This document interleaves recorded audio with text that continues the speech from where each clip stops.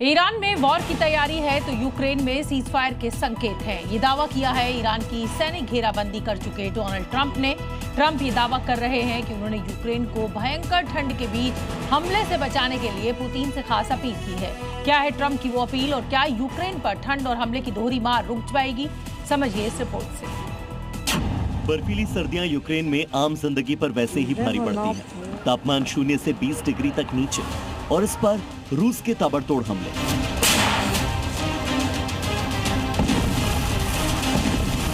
पूरे दिसंबर जनवरी के महीने में रूस की सेना ने बर्फ से ढके यूक्रेन पर लगातार अटैक किया। मकसद सेना के साथ सेना के सपोर्ट वाले नागरिकों का मनोबल तोड़ना, ये जताना कि रूस से जंग जारी रखी तो अपने ही देश में जीना मुहाल हो जाएगा। यूक्रेन पर -20 डिग्री की मार, जनवरी में 6000 ड्रोन से वार। यह आंकड़ा ही बताता है कि यूक्रेन पर हमले करके सर्दियों में रूस उसे किस तरह घुटने पर लाने पर आमादा है। इसकी डिटेल और ज्यादा हैरान करने वाली है। सर्दियों में यूक्रेन के बिजली नेटवर्क को खास तौर पर निशाना बनाया गया।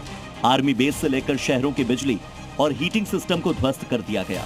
हमले की वजह से पानी, बिजली और घरों के हीटिंग सिस्टम ध्वस्त हो गए। लाखों लोगों ने अंधेरे में रातें गुजारी, घरों में गर्म टेंट लगाकर सर्दियां काटी और फरवरी में सर्दी और तेज हो गई। तापमान -30 डिग्री तक नीचे जा सकता है। पिछले 4 साल से चली आ रही जंग में यूक्रेनी लोगों की हालत खास तौर पर इन सर्दियों में कैसी हो चुकी है, इसका अंदाजा आप खुद लगा सकते हैं। जब न बर्फ पिघलने के लिए बिजली हो और न ही शहर में रोशनी, न पीने के लिए पानी बचा हो, न खाने के लिए खाना। रूसी हमलों की मार से पूरे यूक्रेन में मचे त्राहिमाम पर डोनाल्ड ट्रंप ने बीच बचाव किया।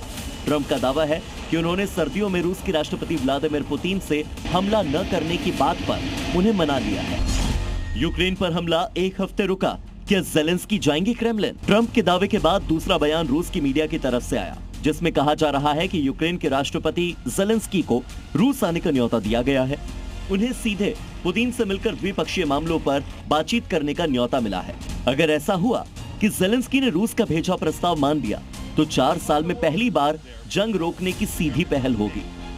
इससे पहले दोनों देश तीसरे मध्यस्थ के जरिए बात कर रहे थे, लेकिन अगर 4 साल बाद भी ये जंग रुक जाती है तो इससे अच्छा तो और कुछ हो ही नहीं सकता।